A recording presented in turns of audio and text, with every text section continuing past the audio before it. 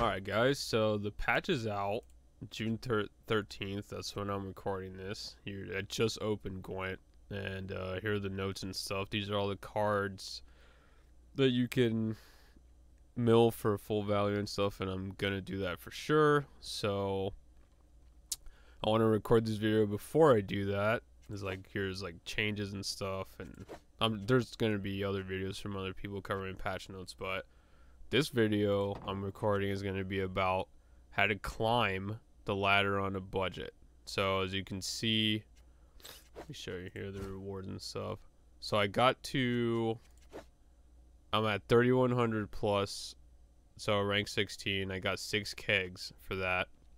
I opened up those kegs yesterday because I haven't played a game yet since yesterday, and I opened Drought, which got nerfed, so I'm going to mill that for full value, and Ceres, but I didn't have those cards before just my last game I played yesterday. So I'm going to show you guys, when I say climbing on a budget, what I'm talking about, and you guys will understand what I mean.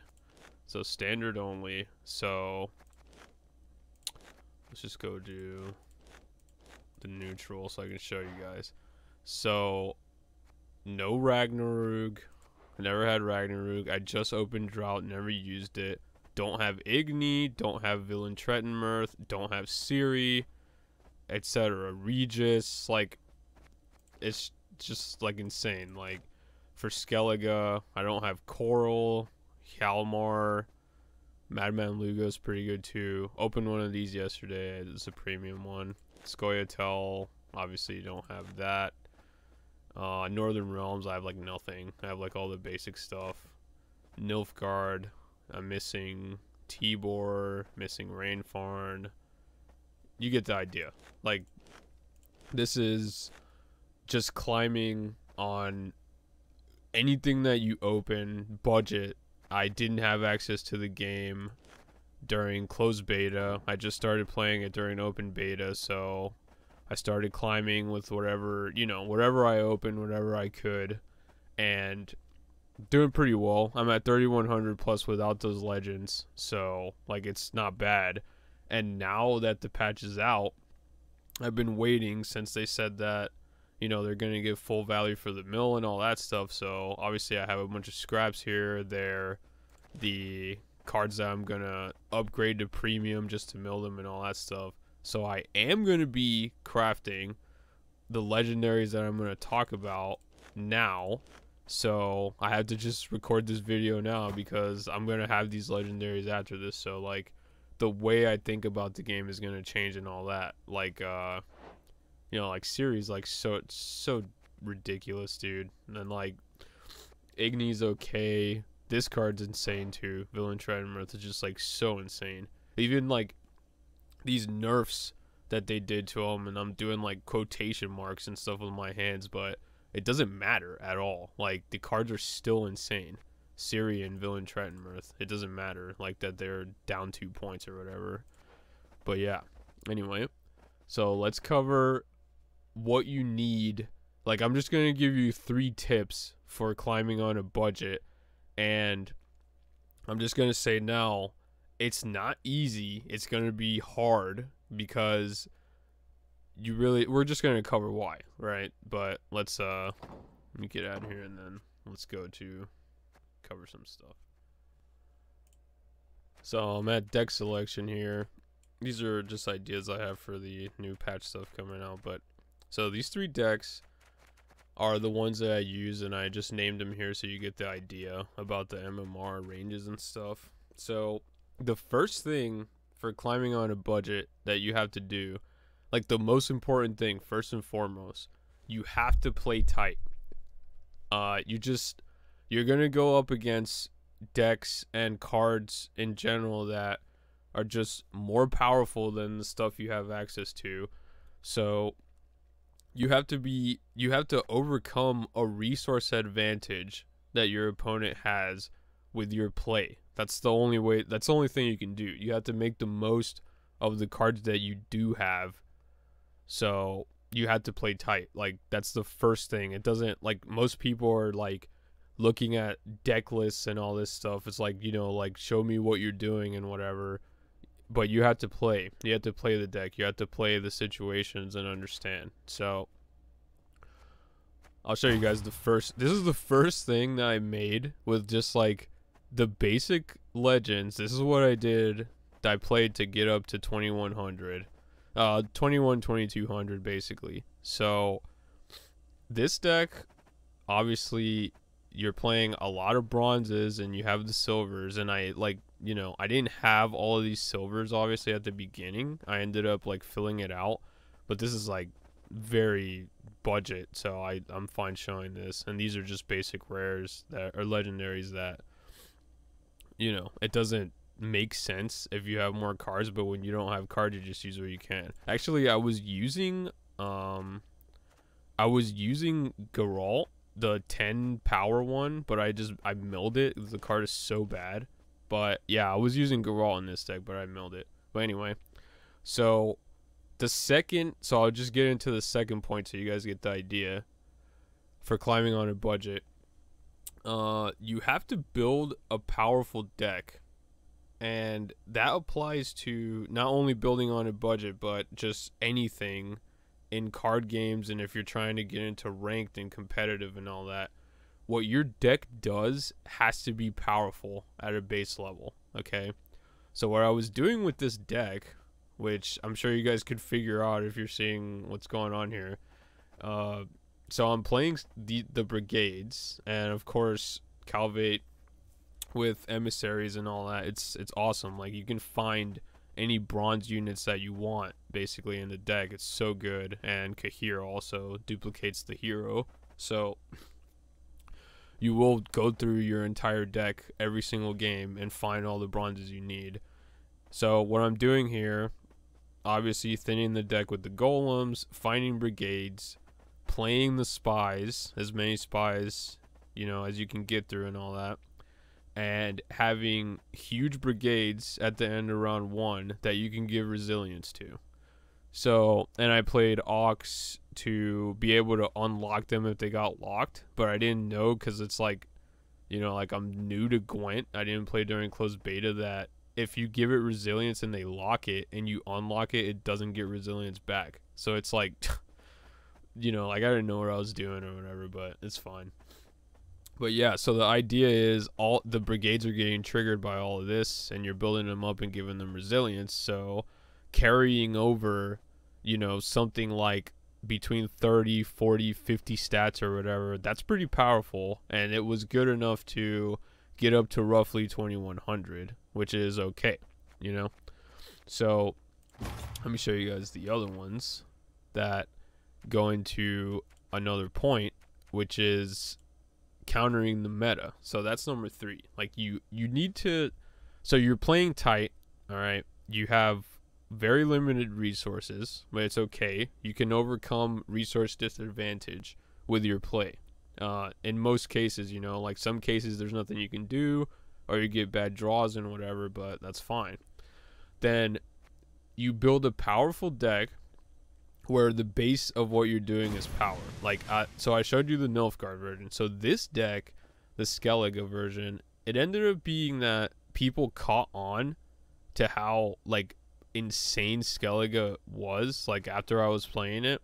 So you ended up facing a bunch of mirror matches and stuff, which is, like, annoying. Like, I don't like playing mirrors when, I mean, it's bad to play mirrors when you don't have the gold, the legendaries that you need. Obviously, like, these look like just random cards that are in here, which basically they are, because, you know, I don't have the stuff you need for Skellige, but, and I just opened Drought. I wouldn't even have that option. And I wouldn't use Drought anyway, but, so the basis of these bronzes for power is just huge power. Like, with 1 silver in this deck, these are insane silvers, but with 1 silver in this deck in the hero power, you get to find it, which is a super powerful card, and you're carrying over stats for every round after. So round 1, 2, and 3, if it gets there, it's huge. And then obviously the ships and the hunters, and these just got nerfed because of how good they are. But that's the point. Like, you want the base of your deck to be powerful, and at the beginning, when you don't have that many resources, it's gonna have to be based on bronzes. And this is like an amazing deck for the power of the bronzes. Obviously, they got nerfed because it was like way too good, but the idea is there. You know, it follows into those the three like basic ideas, principles, tips, whatever that I'm saying for climbing on a budget. Obviously, like I opened Triss like, you know, yesterday or something, or 2 days ago, and I just put it in. I think this card's actually really powerful, but you know, that has nothing to do with this video, so let's keep going. So the third thing, so you see the 26 to 31 and 21 to 28. So I was using both of these, the monster deck and Skellige. So like I said, people caught on to Skellige being insanely powerful, so instead of playing mirrors, I made a deck to counter Skellige. Not like strict counter to Skellige, like it has game against other stuff, but because it was Nilfgaard, as you saw, and Skellige. Let me go back to that for a second so I can show you guys. So the metagame is Monster, Skellige, and Nilfgaard before this patch, right? So what I did was to counter Nilfgaard with the basis of a powerful deck, Avallac'h Renew is awesome because they go through their deck and then you get to draw and stuff like that. I'm sure there would be other videos you can watch to get that idea. But so I use this deck to counter the Nilfgaard matchups, and then I'll show you the monsters deck that I use to counter Skellige, and it's good against Nilfgaard too.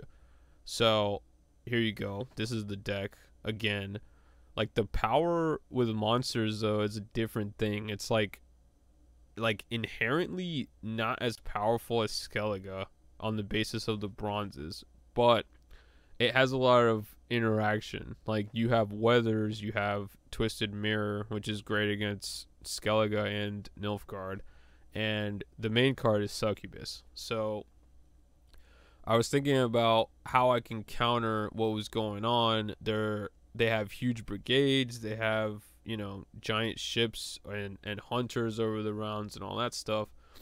And I thought about this card, plus like it's one of the only golds that I open. Like I opened these two, which is pretty lucky. I crafted Renew, which is fine, but you can see here, like I told you guys, I just opened Drought, I haven't played with it, so the options are like super limited.